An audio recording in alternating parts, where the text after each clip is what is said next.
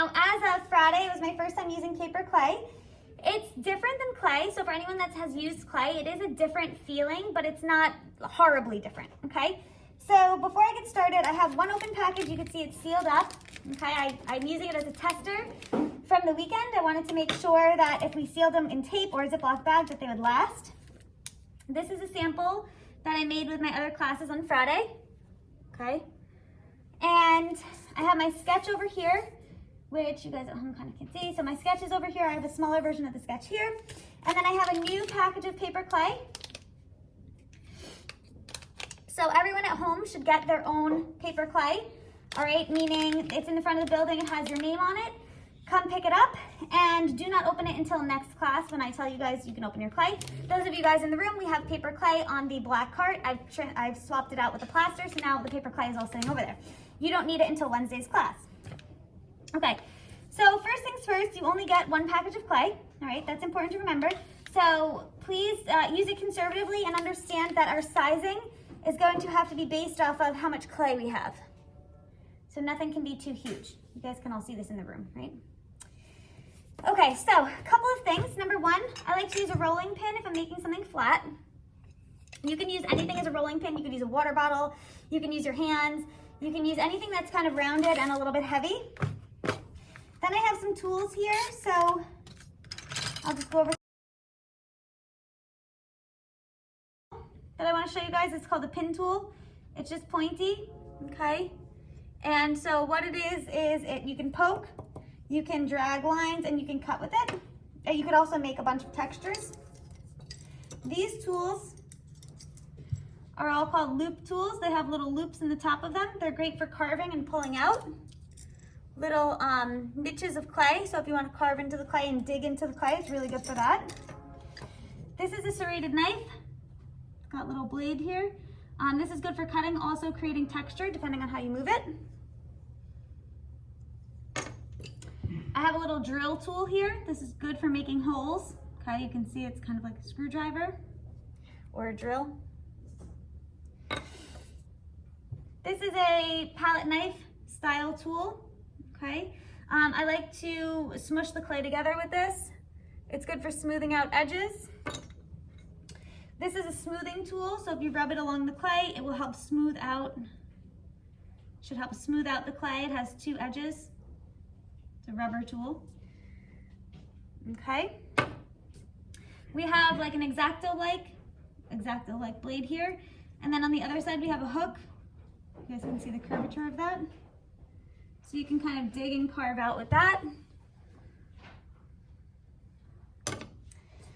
This is another loop tool. Those of you guys in the room will have access to my clay tools. And those of you at home will not have access, so what I have here is a little makeshift kit of stuff that I found around my house, other than that. So this is just it's a tool, okay? And so you see it has kind of like a pointier tip. It's very heavy, but it's got some texture to it. It's kind of hard to see the texture, but it's got some texture to it. And so what this is good for, you can make stamp marks. You can roll this over stuff for texture, okay? But this is just like a household tool. We have a fork, which works perfectly for making texture, cutting, and decorating. Back of a spoon works very well for smoothing out whatever you need. This is a broken rasp that I found in my toolbox at home. This can make texture. You can also cut, and you can also press into the clay. Paper clip, if you undo it, is good for making lines, or if you want that paper clip texture. A little screw, a threaded screw, okay? Threaded screw, good for creating texture. And then a thumbtack, okay, which you can, again, you can cut with if you don't have a knife, or you can poke into the clay, or you can use the other side, the rounded side, to make little dots in your clay. So this is a household found objects kit. You do not need any fancy tools to work with paper clay. I'm just using my clay tools because I have them and they are here. So first things first, you're going to take a look at your sketch and you're going to decide on the shape that you want. Okay, so you've already made your sketch, you've already come up, well, you guys haven't, but by next class, you'll have your sketch, you'll have your plan. So the first thing that I did when I opened my clay was I broke it into 3 segments. So I'm actually left with 1 segment. Okay, I broke it into thirds. And then I have a little bit of extra clay because we don't want to waste any clay. We want to make sure we're saving everything we can. So this bag is empty, so I'm just going to go ahead and place it aside. And the first thing I'm going to do is I'm going to continue making this like these cathedral-like doors. I went with a Gothic theme for my door.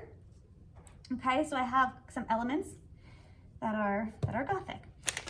So first things first, I'm just going to take my rolling pin. I'm going to make sure it's kind of clean. Okay, you don't want any stuff left on it. And I'm just going to start by rolling out the clay. You don't want to use all of your clay. You want to section it off into little pieces, which is what I've already done, okay, which is why I only have a third of the piece of clay here. And so I'm rolling both ways, lengthwise, widthwise, so that my door doesn't become too long or too flat. But I want to make sure that I have some thickness here on the door. So I'm going to take this. I kind of like the way it's bubbling out here. So I'm actually going to take this. I'm going to take a pin tool, a knife, or whatever you have available to you. And the first thing I'm going to do is I'm actually just going to draw out what I want my door to look like. And I'm going to use basically the whole shape. I'm just going to make a line at the bottom. And I want the top to come to a little bit of a point. So I'm going to draw that in there. Draw that in there. And now that I'm happy with the shape, I'm going to take my tool and I'm going to press all the way down and I'm going to cut. Now again, this is leaving me extra clay, so I'm just going to mush it together. And any of this clay, since it's all air dry clay, you should not leave out. Everything should be taken and put into your Ziploc bag or your storage bag. It should be a Ziploc bag. And put to the side, okay? And then again, the bottom, I'm going to cut. This is more of like a genie door. A little bit uneven, so I'm just going to pull the clay a tiny bit. Extra clay goes away. Do not leave your extra clay out. You must store it up. It's air dry clay. It will dry in the air. So once you cut your clay, you'll notice that there's little like fringes around the edge. Okay, I hate those. They drive me insane. So please make sure that you also are aware that you're going to clean up your clay as you're working. Okay, so you just want to kind of tidy up the edges. And then you're going to choose a back or a front. So I'm pretty happy with this being the front. And so then the next thing I'm going to do is I'm going to decide where do I want to build. So for this door, you can see it's not super thick, okay, but it has some elements coming off of it because it has to be 3D. And so what I was intending on doing with this was building a brick wall around the edge here, so it would be like coming forward. I didn't have time to do that on Friday, so I just let it dry over the weekend so that I would have a sample for you guys. So first things first, I'm going to build out the door and then I'll add the texture on later. So the first thing that I want to do is I want to take my extra clay, okay? And when you guys are working, you have to think what it is that you want to do. So if I want to forego the door frame on this one, because I already built the door frame on that one, I can take little pieces of clay and I can make rocks or stones and attach them to my door, okay? I'm just gonna go ahead and mold them on there. Now, paper clay is a little bit more difficult to get to stick together, so you really have to be aware that if you just touch it to something, like you can see here, I just broke this. Okay, I pulled on it a little bit and I broke it. All right, that might happen to you. We can always glue it back together, but you want to do your best to connect all of your pieces. You don't want your pieces falling apart. So I'm going to take this flat tool, and I'm just going to go ahead, and I'm going to basically mend these together. So I'm mushing one into the other. And for those of you at home that don't have fancy tools, use the back of your fingernail, and it will do the same exact thing. You don't even need to think about it. Super easy. There's tools for everything. Okay? And so you can build rock by rock, or you can build a wall and then carve the rocks into it. Okay, and you guys kind of have to choose what you want to do. If you are a more delicate person, go for it, build rock by rock. If you prefer to move a little bit more quickly and draw, then you might want to do the whole wall and not go rock by rock. It's really up to you, and it's up to your vision, okay?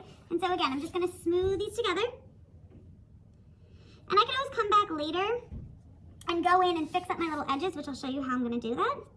But I just wanna get a third little rock on here and store that extra clay away. I wanna make sure I have enough rocks in order to sample this out for you guys. So I don't want it to get too like mushy. I want it to be defined. I want these to be cobblestones, so I want them to look like they're really kind of separated, they're individual. And then what I'm doing on the back here is I'm going around and I'm actually using my hand again to mush these together, because it's going to be important that they're actually one piece and not just stuck on there, okay? So you really want to press the back together and make sure they're connected. So now that I have a couple of cobblestones, I have about 4, okay? They're all different shapes. Later on, they will be different textures. I'm just pressing this 4th one down here, making sure we're all connected. And now if I'm unhappy with the way it looks, say I have a bunch more and I'm kind of unhappy, I can go in with another tool. There's a rubber tool, you can use a pin tool, you can use anything that's pointy. And so what I'm gonna do here is I'm just gonna go ahead and I'm gonna draw in some grout or lines, define each little stone. Now normally I wouldn't do this until I was like kind of nearing the end, but since this is just a demonstration, I wanna make sure you guys can see all of the different techniques that I have to offer you here. Okay, so I'm going in and I'm separating these rocks.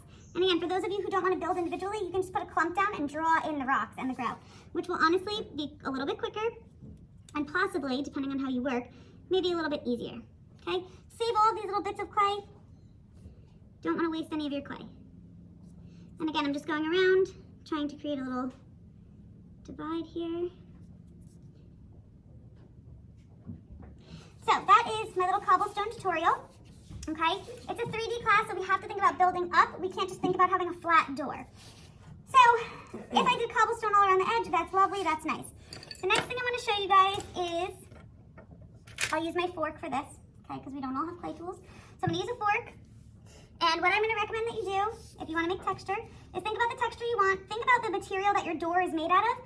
If your door is made out of wood, you need a wood grain texture. If your door is made out of steel, it's probably going to be a lot more smooth. If your door is made out of glass, it's going to be smooth. If you're going to have a window in your door, you need to cut a hole in it. So you need to think about these things before you just start like digging into your clay. So what I'm going to do with this fork is I'm going to add a little bit of texture onto my door, because Gothic time period, they did use a lot of wood and they use a lot of metal. Okay, so the first thing I'm going to do is I'm going to go ahead, I'm going to add my wood texture here. So I'm just going to kind of like haphazardly take my fork, and I'm adding some texture to this door. It will just give it a little bit of relief and some interest. Now we all know that wood grain kind of has these like O swirl things going on. Wood notches, I think they're called. Okay, so I'm just gonna try to make kind of a loose pattern here. It's not gonna be perfectly like wood. I mean, I could sit here and I could draw the wood pattern, but I just want a little bit of a texture, more or less. Okay, so it might look a little crazy right now. You can kind of smooth it out, you can dull it down. And when we paint it, what's gonna happen is the paint will go nicely into those little divots in the door, and it will actually look pretty good. So I'm less worried at the moment because I know I'm gonna decorate my door nicely. So once I have my door, it's got a little bit of wood on it. This is going to be a double door, okay? And so I'm going to take my pin tool, or I can take a fatter tool if I want, but again, I'm going to start with my pin tool because it's nice and thin. Those of you at home, you could use a knife, you could use the edge of a fork, like the one prong of a fork, and make a line. And I'm going to go ahead, I'm going to make my line down the center. Okay, and I'm just pressing in, I'm not cutting. And so now my door is split into 2, and I'm going to go back with this rubber tool a little bit thicker, and I'm going to really define this shape. Okay, so now I have my 2 doors. I've got some cobblestone on the right hand side. Again, smooth texture next to busy texture is going to create interest. Okay, I think it's getting a little bit hard for you guys to see, but you should be able to see. Smooth next to busy creates interest.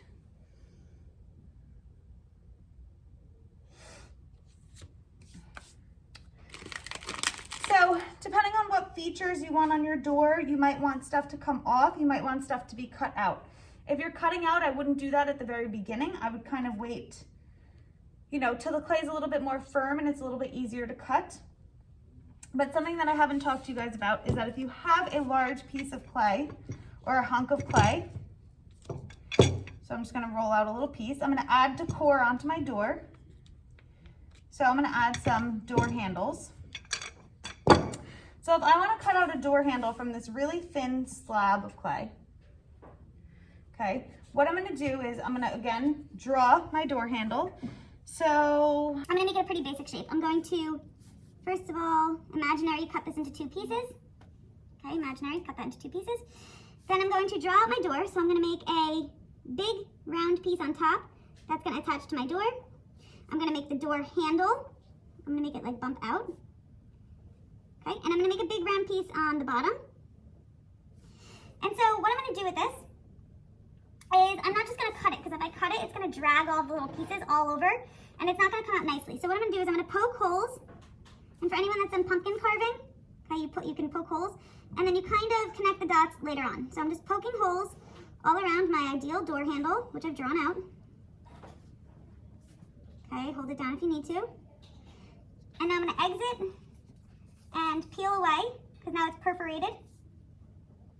Hopefully, it's not perfect, that's okay. And so what you'll notice about this is that there's little like ridges all over the edge. Told you guys before, I hate them. Okay, see those ridges? So what we're gonna do to get rid of these ridges around the edge is we're actually gonna smooth out our piece. So you can do this just by hand. You can wait until your door handle is attached to the door, and you can do it then, but it should be done. You shouldn't just leave it with a raw edge, okay? So here's my door. Now I don't want my door handle to be flat on my door. I want it to be popping up because I want to create a relief. And so in order to do that, I can take this, I can lay it over a fork, I can just bend it. I'm just gonna bend mine for time's sake because I don't want it to dry out on me. All right, so now I've got this little like bent handle that I've bent around my finger. All right, and now I'm going to put it down on my door like a caterpillar. And when I'm happy with its placement, I'm going to need to attach these. So they're not easy to attach. It's actually a little bit difficult to attach. Again, you can use the back of your nail, and you need to go around and you actually need to smooth out all of the places touching the door. Always start by doing your best to attach your work, and if later on it dries and it cracks or something happens to it, we can hot glue it back on, but I don't want you making a door with 15 pieces that you need to all hot glue together. That's not the intention of this. So please do not do that. Okay, so now I'm going around and smoothing out my edges while pressing the door handle down to the door. And if I'm unhappy at all with the way it's looking, I can go back with some tools. I'm gonna hold my hand against the one edge and I can clean up. Don't be super aggressive, paper, clay. Paper, thin, fragile, same thing with this clay, okay? Very fragile clay.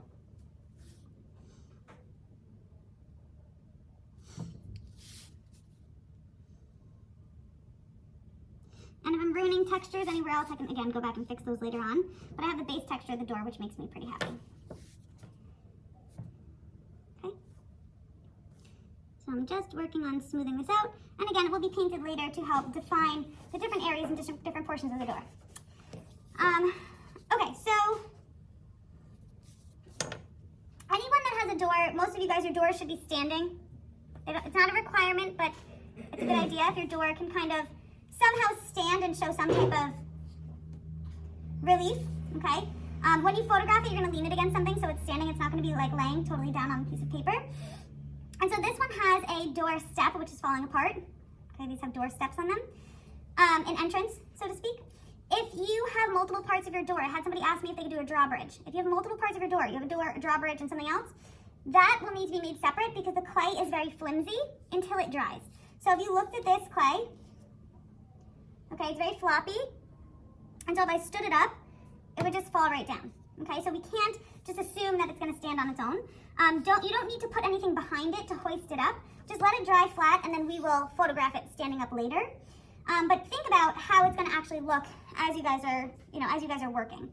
Door frames, right, go around the door. One other thing I want to teach you guys, if you have some clay, and you wanna make kind of like a coil, okay, you can roll out the clay with your hands.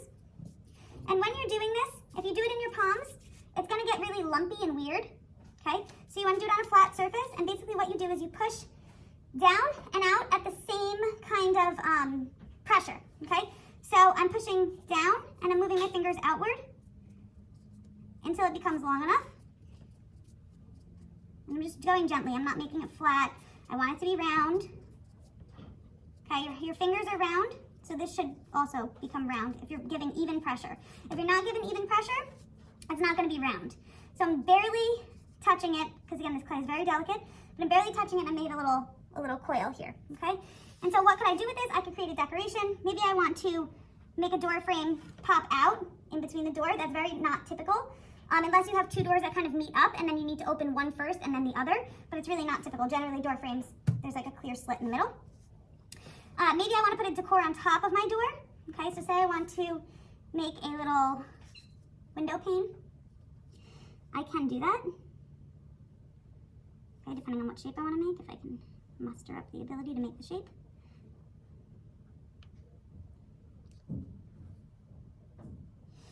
So say I wanted to make a nice little stained glass window or something. I could coil, okay, and I could put at the top. I could make something out of this coil. I could roll it up, and it could become its own special shape.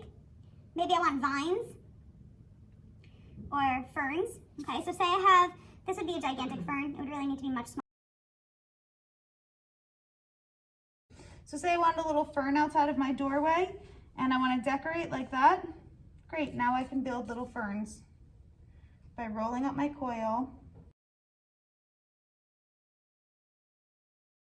in front of my door. Okay, you can make flowers. I showed you one sample with a candle. And then just the last thing, and you'd have to press those on as well. Last thing I'm going to show you guys is a doorstep. So I have this piece of clay, okay? Say I was happy with the shape. You can always put it on as a doorstep. And then you'd have to, of course, go to the back. Let me just take these ferns off here. So if I had these on here, I'd have to, of course, go to the back and I'd have to mend it on. You can't just press it on and hope for the best because it will fall off. Okay, so you have to actually take the clay and you have to smooth it together with your hand on the back.